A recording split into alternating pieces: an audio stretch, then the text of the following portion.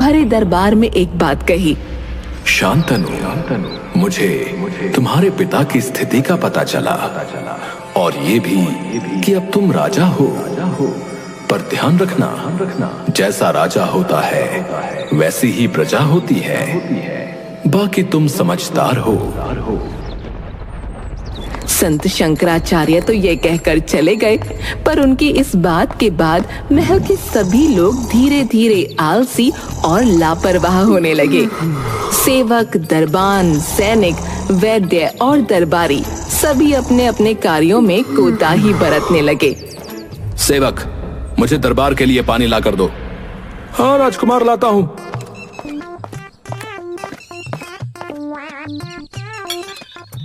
सेवक, पानी लाने में इतना समय क्यों लगा रहे हो?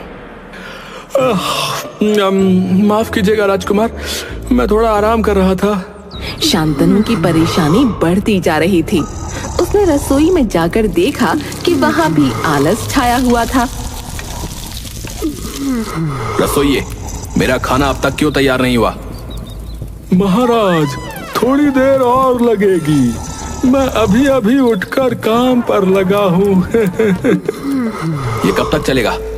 अब मैं भूखा हूँ और ये बर्दाश्त नहीं कर सकता। शांतनु को दरबार में भी यही स्थिति मिली। सभी दरबारी आपस में बातें कर रहे थे और किसी काम में मन नहीं लगा रहे थे।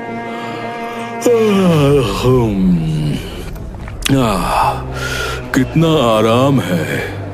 क्या हो गया है सबको? कोई भी काम नहीं कर रहा?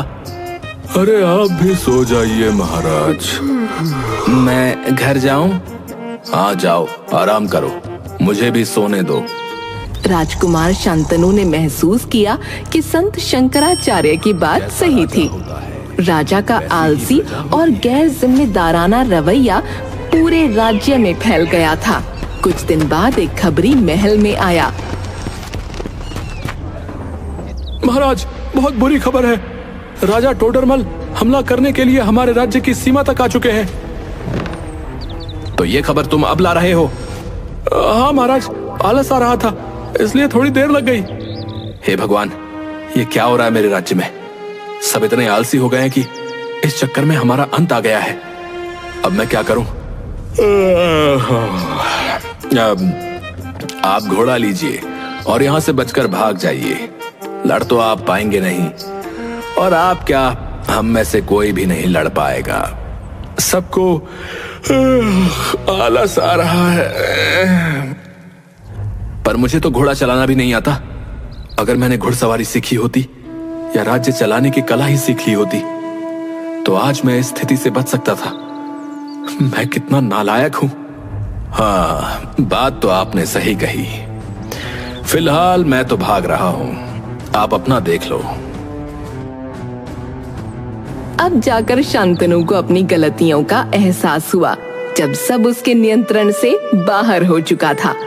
राजा टोडरमल शांतनु के पास पहुंचा और उसने उसकी गर्दन पर तलवार रख दी, पर तभी वहां राजा बहादुर सिंह आ गया। रुक जाओ सब। महाराज बहादुर सिंह, बेटे, मैंने तुम्हें बहुत लाड़ प्यार किया और तुम्हें आलसी बना दिया। ये मेरी गलती थी। पिताजी, मुझे माफ कर दो। अब मैं बहुत मेहनत करूंगा। पर यह आक्रमण।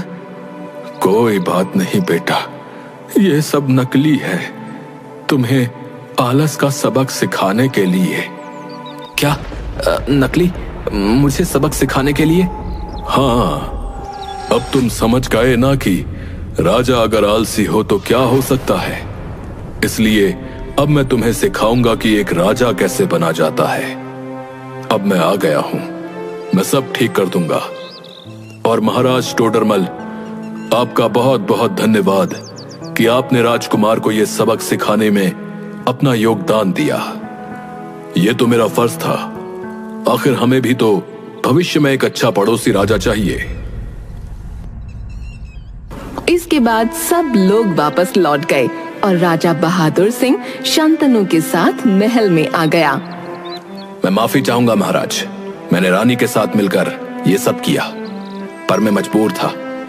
राजकुमार को सबक सिखाना जरूरी था।